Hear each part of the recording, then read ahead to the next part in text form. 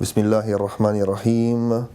Alhamdulillahi Rabbil Alameen. Wassalatu wassalamu ala Sayyidina wa Habibina wa Qurrata uyunina Muhammad Rasulallah sallallahu alayhi wa ala alihi wa sahbihi wa sallam. Dear brothers and sisters, Assalamu alaikum wa rahmatullahi ta'ala wa barakatuh. It is a pleasure for me to be hosted and share with you this experience and initiative of the radical middle way, where we have trying to really experience the path of the middle way, the wasatiyya, but also to implement in this wasatiyya the ruhaniyya, the spiritual dimension of Islam, which is the essence of the message of our beloved Prophet Muhammad sallallahu alaihi wasallam. The idea for today is to share with you some of the teachings I received on the relation between niyyah, intention or correct intention, and action. And in order to do this in a correct way, one has to also consider another relation, which is the relation between the niyyah, the intention as intended for the intention of Allah, and the intention of the believer. Because if one thinks only of his own intention and does not rely on the intention of Allah, then he can have even good intentions, but will not be probably inspired by the correct intention, which is only his intention. And when one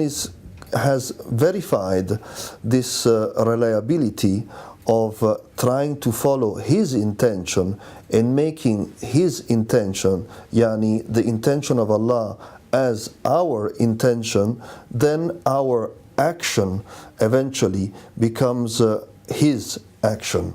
So the correct traditional teaching on the relation between intention and action is actually the implementation of Allah's intention and Allah's action in the behavior and in the inspiration of the believers. And I think this is very important because so often in the West we either separate our intention, so we have good intentions but we do not implement them, or we have good actions but we did not check if the intentions before putting them into practice are really worth and well inspired in order to implement a successful consequence to our actions for our spiritual and material growth, as well as for the benefit of the whole community. And the problem of not doing this and not following this methodology,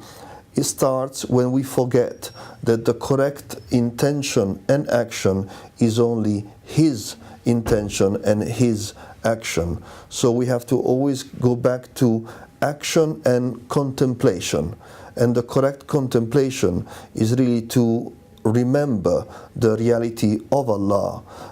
and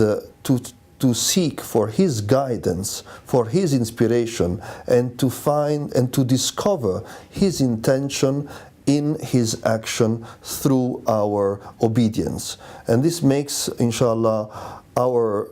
behavior as the ones of the companions of the Prophet ﷺ, who find the way to put into practice disobedience in accordance to his will and in the correct way to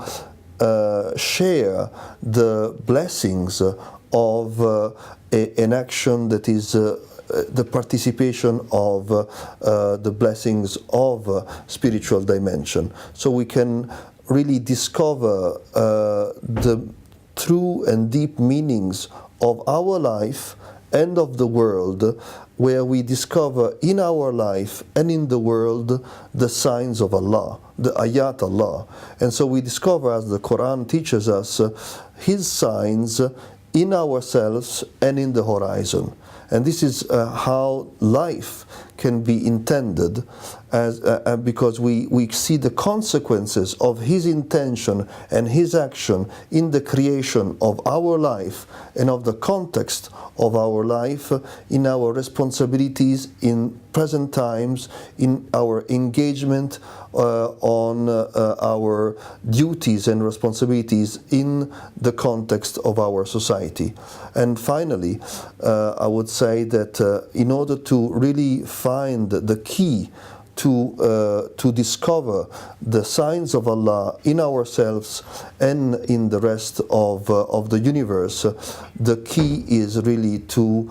be close to the love of our Prophet sallallahu alaihi wasallam, who is the perfect example, the universal example of how the intentions of Allah, the action of Allah, the signs of the universe in Himself and in the horizon had attained a perfect point of reference for the blessed guidance that we all hope to manage to succeed to follow in these times in the West, in Europe, with the help of all. Wassalamu alaikum wa rahmatullahi ta'ala wa barakatuh.